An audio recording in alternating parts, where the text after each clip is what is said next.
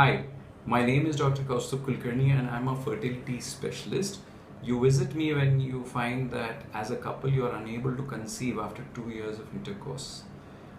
Usually when a patient comes to us with this complaint that they have not conceived in spite of trying, what may be happening is shown to you by means of this small little model that I'm going to demonstrate. If you notice, I had mentioned this is the uterus. This is the cavity in which the baby grows.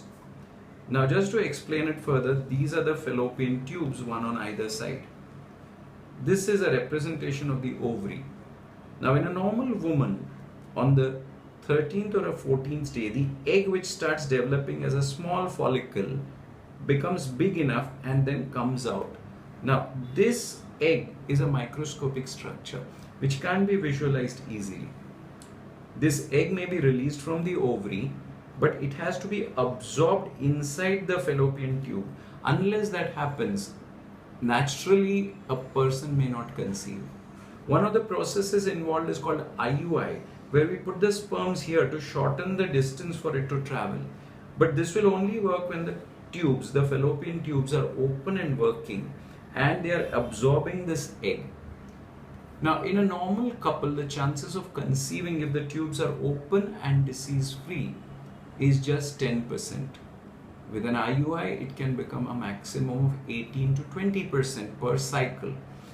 Now, let us consider this process where the egg got released, got inside the fallopian tube, and then survives there for longer. Now, normally what happens in this kind of a patient is that this egg gets fertilized with this sperm, which is supposed to come in from inside the uterus through the fallopian tube and fertilize this egg. This happens in a window of only 24 to 48 hours. Now, when that happens, this embryo starts to move slowly further through the fallopian tube, then finally reaches the end of the tube where it joins up with the uterus and then drops inside within the next 9 to 10 days. This is a free-floating embryo inside the fallopian tube, which has come from an egg which got fertilized here. So the sperm had swum from here. Basically, that embryo then implants or starts to grow inside the soft lining of the uterus that has been shown here.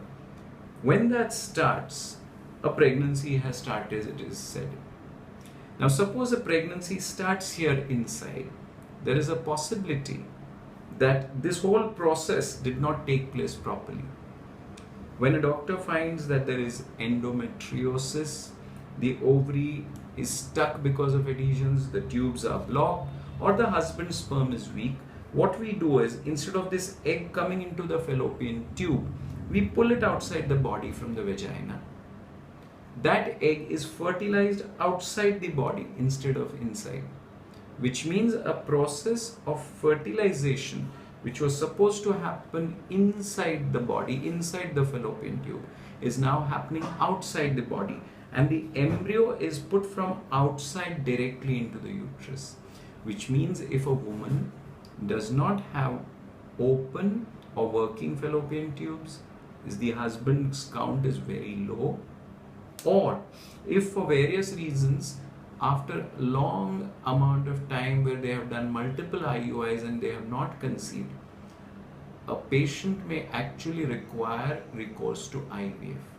Now, one of the commonest questions that is asked to us is, Doctor, is IVF 100% successful?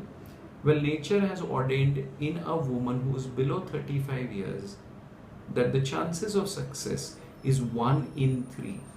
That means about 33.5%.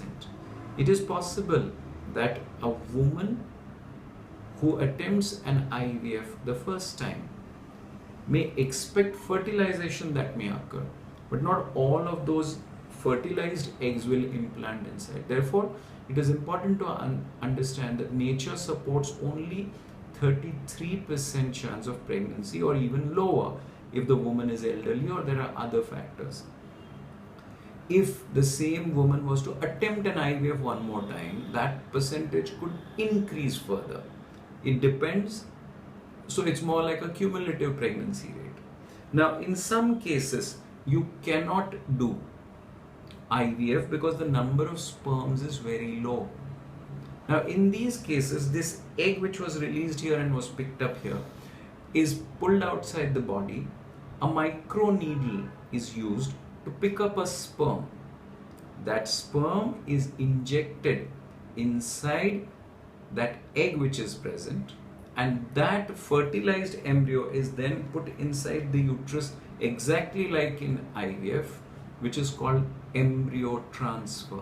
So basically there are two processes involved. One is egg collection, or it is called ovum pickup. The second process is where that egg gets fertilized with a sperm, which can be by the natural process called IVF, or in vitro fertilization. Sometimes this process can't happen naturally, so you have to do what is called as ICSI. ICSI is intracytoplasmic sperm injection. You will see videos of this as you go along, and you will be able to understand what happens. Let us see if this is the ultimate procedure that is available for all the people who don't conceive. Thank you.